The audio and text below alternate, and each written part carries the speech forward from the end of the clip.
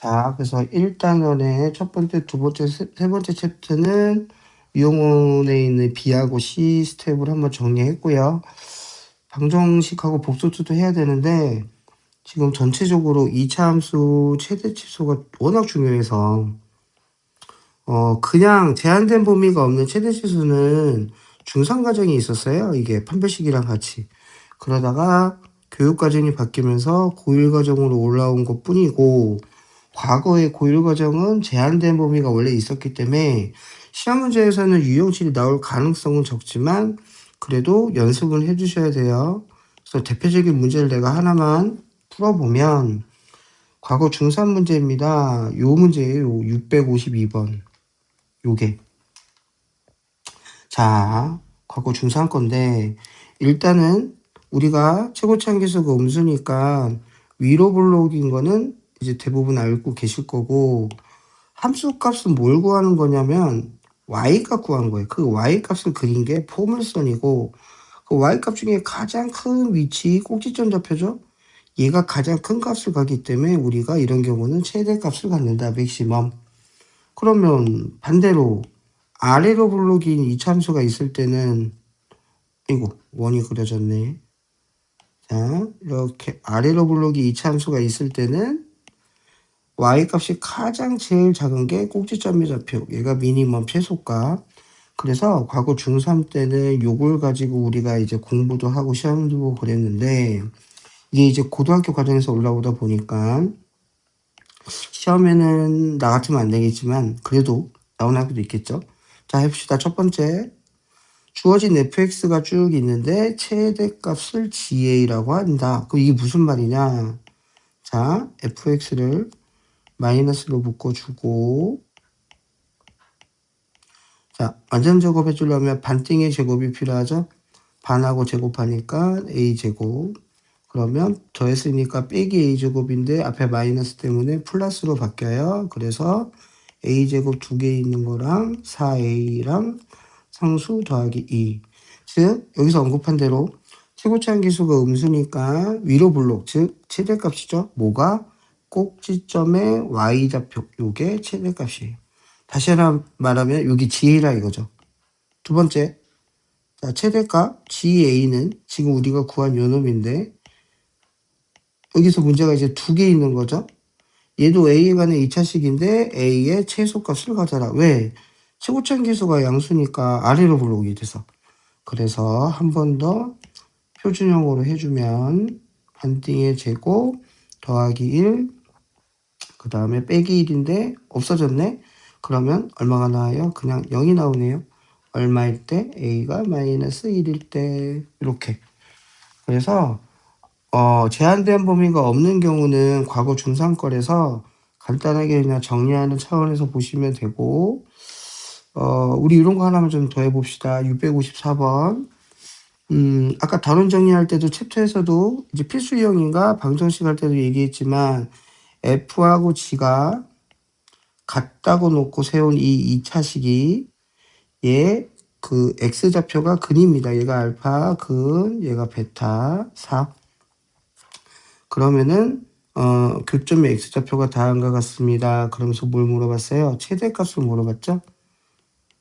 그러면 우리가 fx랑 gx랑 같다고 놓고 gx를 이항했을 때 fx 빼기 gx의 근이, 자, 최고차항계수는 2차니까 마이너스 1이네요. 그래서 마이너스고 근이 하나가 x 빼기 1, 그 다음에 x 빼기 4 이라고 사니까, 자, 그럼 문제는 바꿀 수 있어요. fx의 최대값 물어볼 수도 있는데 그럼 gx를 슝 이렇게 넘기면 되는데 지금 gx는 모르는 상태니까 아마 그래서 요 뺀식 요식에 대해서 최고차항계수 마이너스 뺐고요. 마이너스 그 다음에 5x 반띵의 제곱 4분의 25 더했으니까 빼기 앞에 마이너스 플러스 4분의 25.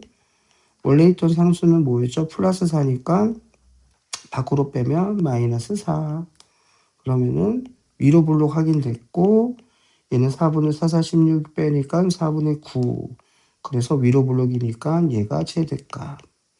그래서 이런 식으로 그래프를 이용해서 주는 경우는 나올 가능성이 있습니다. 자, 모의고사 기출도 한번 본인들이 이런 거 정리해 보시고, 이제 뭐가 조금 중요하면서 어렵냐, 요 유형팔이죠. 제한된 범위. x가 이렇게 어떠한 범위를 갖고 있을 때 최대 최소가 어떻게 되냐 이건데, 이것도 개념을 좀 잠깐 다시 보면, 우리 문제를 그냥 바로 얘기를 할게요. 첫 번째, 마이너스 3부터 0. 자, x의 범위가 마이너스 3에서부터 0. 그러면 항상 이 문제 이제 축을 보셔야 됩니다. 먼저. 자, fx가 마이너스 3으로 묶어질 때 x제곱 더하기 2x 반띵의 제곱 플러스 1 빼기 1이니까 더하기 3. 원래 있던 상수 k. 그래서 축을 확인해 보면은 축은 마이너스 1. 여기서 이제 이 범위 안에 이 축이 들어왔는지 안 들어오는지에 따라서 자, 마이너스 1은 마이너스 3보다는 0에 가깝죠. 그죠? 그러면 축이 여기 있다는 거고 최고차항계수가 음수니까 위로 블록이고 얘는 양수인지 음수인지 모르지만 k는 상수라고만 그랬고 그러면 개형으로 놓고 볼 때 위로 블록 슝 그래프는 정확하지 않아도 돼요. 즉 이 축이 범위 안에 들어온다는 거는 얘가 최대값 꼭지점 좌표가 아까 언급한 대로 최소는 누가 어디가 제일 작냐면 마이너스 3일 때가 제일 작네요. 그죠? 0은 중간값, 최대도 아니고 최소도 아닌 값. 이 범위에 요 함수 값들이 여기가 이렇게 그려진 거기 때문에 난 요것만 관심이 있어. 그래서 최대하고 최소. 자, 그럼 최소 값이 마이너스 6이라 그랬으니까 대입합시다. 뭐를 대입해야 돼요? x의 범위 마이너스 3을 넣으면 바로 그냥 여기다 넣을게요. 마이너스 27 플러스 36에 18, 그 다음에 더하기 k를 1개, 최소값이 마이너스 6. 그럼 k는 얼마 나오죠? 마이너스 넘어가니까 3. 그러면 최대값을 구하시오. 그럼 꼭지점 좌표니까 바로 여기다 집어넣게 되면 최대값은 6. 이렇게 제한된 범위가 들어왔을 때는 그래프로 그리고 확인해 주면 되는데 나중에 쌤처럼 익숙하면 축이 어디에 가까운지에 따라서 최대 최소도 빨리 찾을 수 있고요. 그 다음에 범위에 들어오는지 안 들어오는지도 그래프로 간단하게 판단해서 해줄 수 있습니다.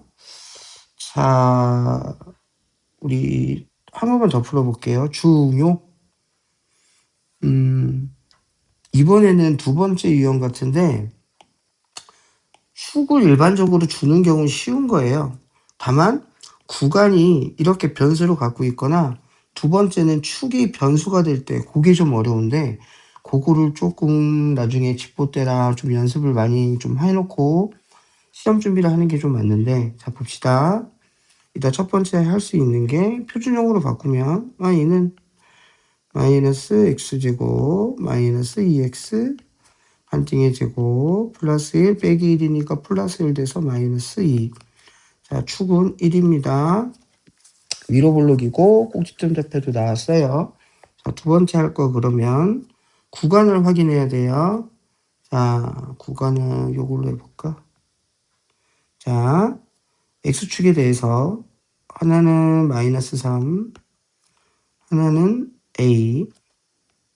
그럼 요 축 1이 a보다 작을 수도 있고 반대로 클 수도 있어서 이런 경우 두 가지로 나눠야 돼요. 응? 만약에 그냥 색깔 같이 첫 번째 케이스는 축이 1이니까 1이 a보다 작을 때 그럼 그래프 개형으로 놓고 보면 자 위로 블록이죠. 당연히 최대값은 어디서 생기냐면 꼭지점 좌표에서 생기겠죠. 이런 식으로 그려지면 되니까 최대값이 꼭지점 좌표 얼마? 마이너스 2. 근데 지금 마이너스 6이니까 안 맞죠. 아 얘는 이게 아니구나. 그럼 두 번째는 축이 a보다 클 때 이거는 이제 좀 빨간색으로 표현해 보면 예를 들면 축이 한 요 정도 있다고 치고 x는 1. 자 위로 블록이라고 그랬죠. 그래서 개형으로 이런 식으로 그려보면 그러면 최대가 어디서 생기냐면 A 때 생기고요. 최소는 마이너스 3 생겨요. 왜?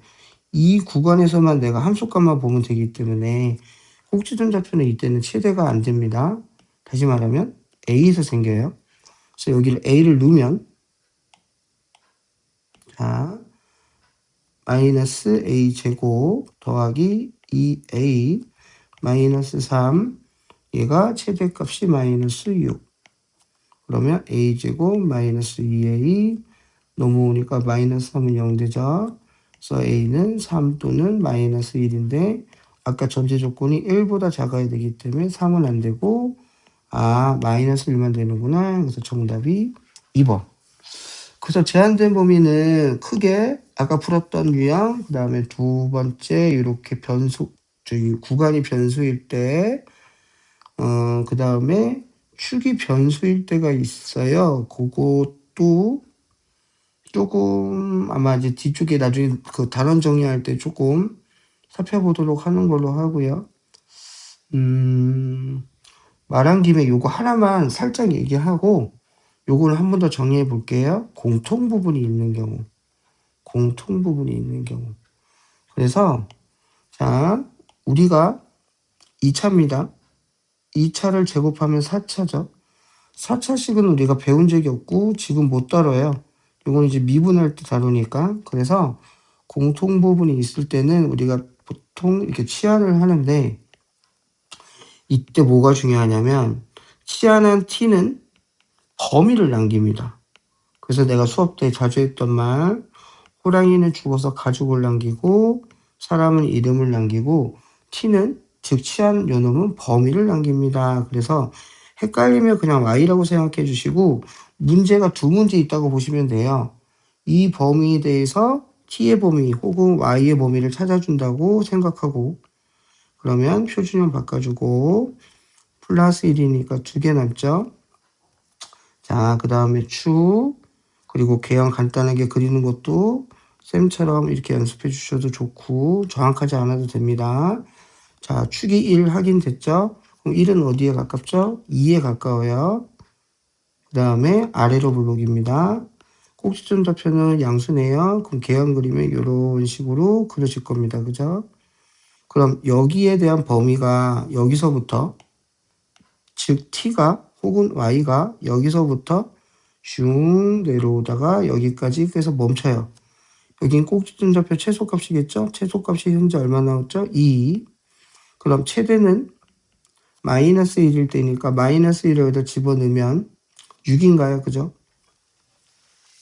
마이너스 1을 집어넣으면 6.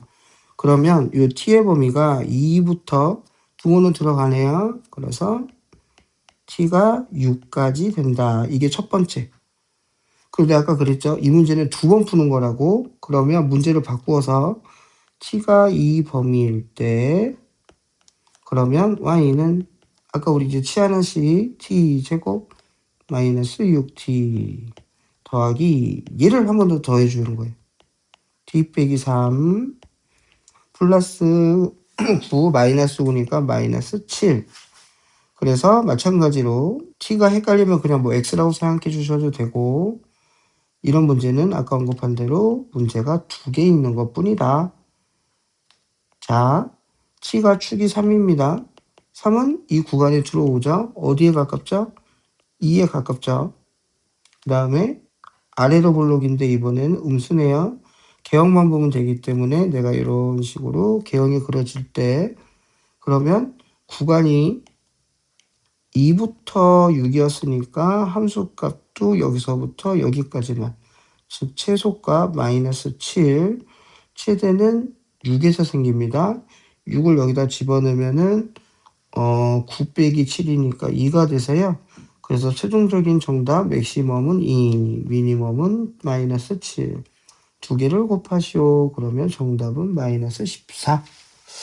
그래서 유형 7, 8, 9 중에 9는 거의 나온다고 보면 되고 유형 8은 그 축이 변수를 갖고 있을 때 이제 그걸 좀 연습을 많이 해야 돼요. 그래서 나중에 한 번 더 다른 문제들 가지고 한번 또 유형 정리 좀 해볼게요.